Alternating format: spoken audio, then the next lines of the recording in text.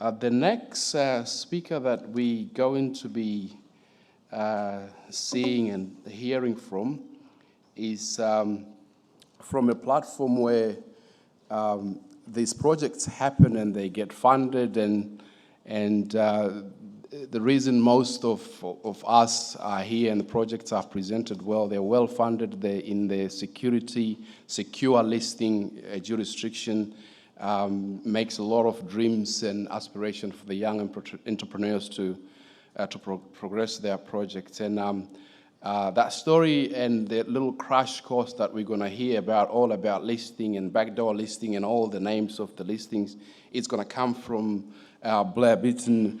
It says here Blair joined ASX in 2017 as a Chief Strategy Officer, CSO, and was appointed Group Executive Listing in August 22. In his role, he leads the team responsible for the origination of listed primary and secondary equity and investment products. Blair has more than 25 years of experience in advising boards and CEOs in Canada and Australia, working at an investment management firm, Challenger Limited, as a head of strategy and M&A, for those who know what that is. An advisory business, PwC and Capital West Partners, an independent Canadian corporate finance advisory firm. As ASX CSO for 6 years, he was responsible for developing and driving and aligning ASX strategy and overseeing ASX media communication function. So Blair, please come up and tell us about ASX.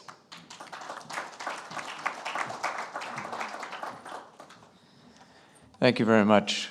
I think I'm really going to struggle to compete with the last two speakers, so you're going to have to bear with me.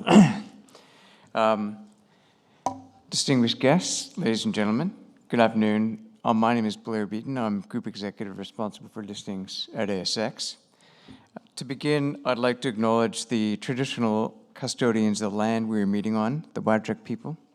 I pay my respects to their elders past, present, and emerging, and I extend that respect to the Aboriginal and Torres Strait Islanders people here today.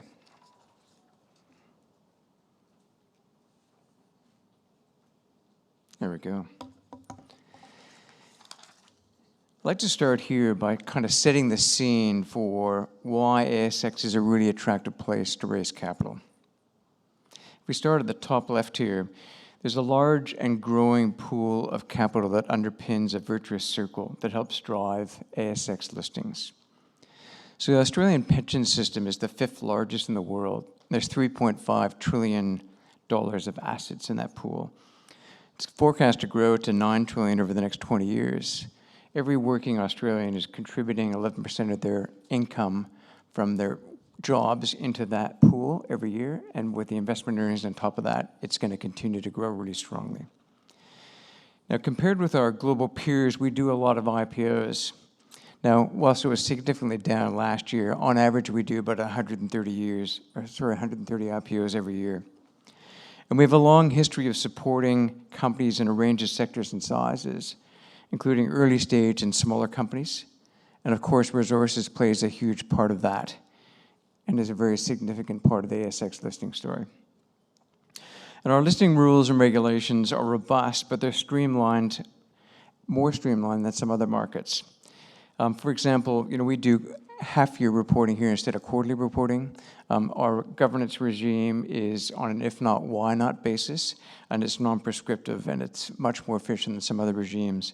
What it means is the cost to list on ASX and the cost to remain listed on ASX is significantly less than some other competing exchanges. And this is a really important slide. The resources sector across the metals, mining, and energy sector is ASX's largest sector.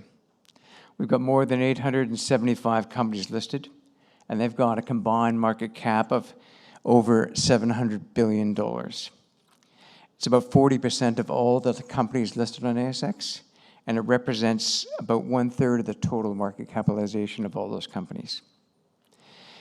ASX resource companies help power the economic growth of the countries they operate in, and it's also an incredibly important part of the Australian economy. This is a really important sector for ASX. I think this slide kind of says it all. The dark blue locations are where ASX-listed resource companies operate across the globe. And of course, they are extremely active in Africa. There's over 150 ASX-listed resource companies operating in Africa. Roger Steele mentioned that earlier on today, and that number I'm expecting to increase as well. This slide contains, the big brand names that a bunch of us know about. They're all familiar to people here in this room. Interestingly, BHP at the top there was first listed in 1885, and in fact, it was the first company to list on the ASX. So 138 years later, it is the largest company by market cap on ASX. It's $230 billion. It's the largest listing mining company globally, and it's around the 80th largest listed company globally. But we also have and encourage very small mining companies on ASX, and that's one of the, I think, the real strengths of the exchange. We've got a very, very broad church of companies, everything from the BHPs of the world to very small mining companies as well.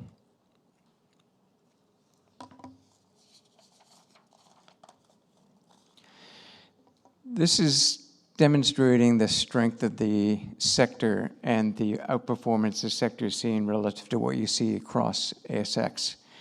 So if we rebase the indexes to 100 in June 2016, over the past 7 years, the resources index has reached 216, and the metals and mining has reached 259. And you compare that to the ASX 200 at 138, it really shows the strength of the sector and the wealth that can be created in the sector over that period of time. So the resources sector has been very active during that period of time, and I'm going to talk a bit more about that in a few minutes. The last 24, 36 months has been, very, very tough in raising new capital. And you're going to see that what has been able to be achieved on ASX has been quite extraordinary. But first, let's talk a little bit about IPOs. Looking briefly at activity across the sector and comparing us to some of the other global exchanges. We all know it's been a really, really tough past 12, 18 months. It's been the toughest probably since 2009. You've really struggled to raise capital. You've really struggled to IPO. Inflation and the monetary policy response to that has impacted IPOs globally, not just on ASX, but every exchange across the globe. In fiscal year 23, we did 26 IPOs out of the 40 were in the resource sector. But if you think about 40, that's a pretty low number compared to our sort of 5-year average of 130. And the year before, where we saw 127 resource IPOs. So it just shows you how tough it's been out there. But I think that things are really turning. We're starting to see a lot more activity on the exchange. We're starting to see a lot more applications. We've had some large IPOs this financial year already, which begins in beginning of July for us, and we've got some more scheduled for the rest of the year as well. But this is probably the most important slide of the whole deck here. And this is where ASX really shines as a platform to raise capital. And it's our ability to have companies listed on ASX raise secondary capital very quickly and very efficiently. So for the 5th year in a row, we've had the highest number of follow-on capital raisings or secondary capital raisings, as you might call them, compared to most global exchanges out there. And importantly, if you look at the capital raised, in ASX, it was $20 billion in fiscal year 23. So that's for the financial year ending in 30 June. You compare that to London, we're higher than London, and we're double the amount that was raised in Canada on the TSX. So this is an incredibly important point in the sense that once you get listed on ASX, the ability to raise capital on a secondary basis is very strong, and it's really in the back of the depth of the market, the depth of the super system that we have here, and the investor appetite for investing more capital. Year to date this year, as we say in the call-out box there, to 25th of August 2023, there's been $16.5 billion of follow-on capital raised, and 43% of that was in resources. And we've all been reading the newspaper recently. There's been even more follow-on capital raised in the last couple of weeks.